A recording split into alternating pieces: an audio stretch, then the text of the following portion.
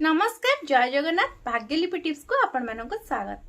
दर्शक बंधु नवेम्बर मासटी मीन राशि व्यक्ति विशेष मानकर केमिति कटिबो एमानक जीवन रे कोन परिवर्तन आसीबा को जाउछि नवेम्बर मासरे एमानकर स्वास्थ्य केमिति रहिबो नवेम्बर मासरे एमानकर व्यवसाय जो मान करूछंती से मानकर केमिति रहिबो जो माने चाकरी क्षेत्र रे अछंती तांकर केमिति कटिबो एवं जो मैंने वैवाहिक जीवन रे किसी समस्या भोगुले से संपर्क में मध्य वीडियो रे आगो को जानिबा एहा सहित पूरा केमिति कटिबो मासटी से संपर्क में आमे वीडियो रे आगो को अधिक जानिबा।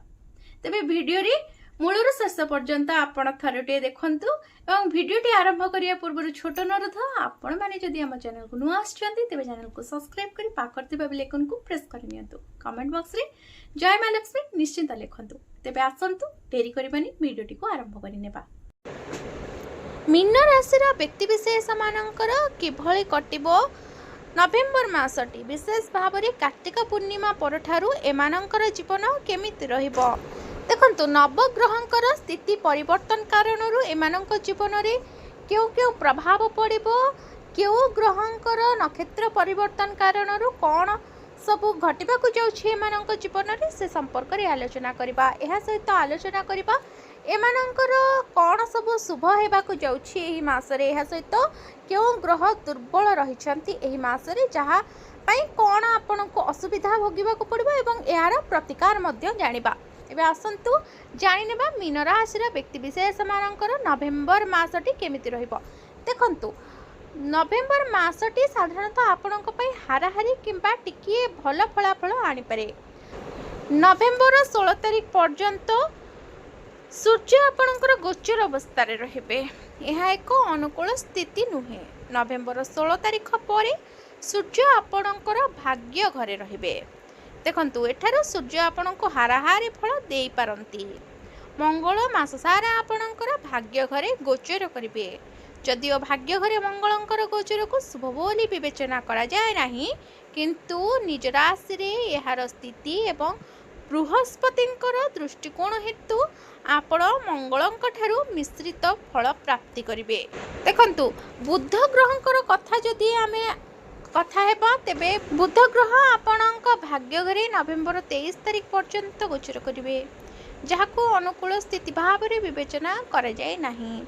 नवेम्बर 23 तारिख परे बुध आपणकर अष्टम घरे गमन करिवे जहाको तुलनात्मक भाव रे भल स्थिति भाव रे विवेचना करा जाए। बृहस्पतिंकर गोचर एही मास रे अनुकूल फलाफल आनी देबो आपण मानक पई। एही समय रे शुक्र नवेम्बर 2 तारिख रु नवेम्बर 26 तारिख मध्य अष्टम घरे ता पूर्व सप्तम घरे एवं नवेम्बर 26 तारिख पर भाग्य घरे गोचर करिवे।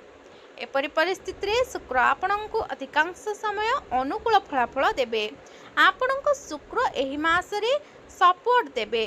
आपणकर आर्थिक स्थिति सुदृढ़ हेबो एही मासटी रे जेहेतु शुक्र आपणकर भल स्थान रे रहउछंती एही मासटी रे।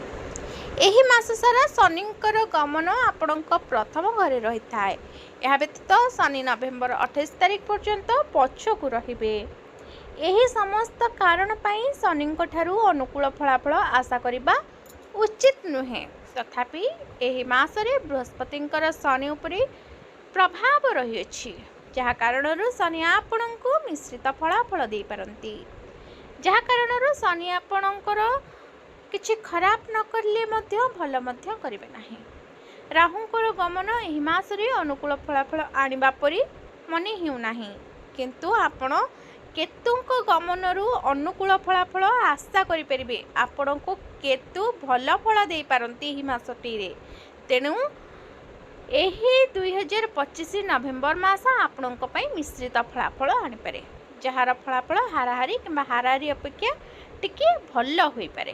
प्रतिकार विषय रे बे जानिबा। देखंतु प्रतिकार हेउछि एक श्रृंखलित दैनंदिन दिनचर्या आपण बजाय रखंतु। सूर्य देवता को आपण प्रतिदिन जल अर्पण करंतु।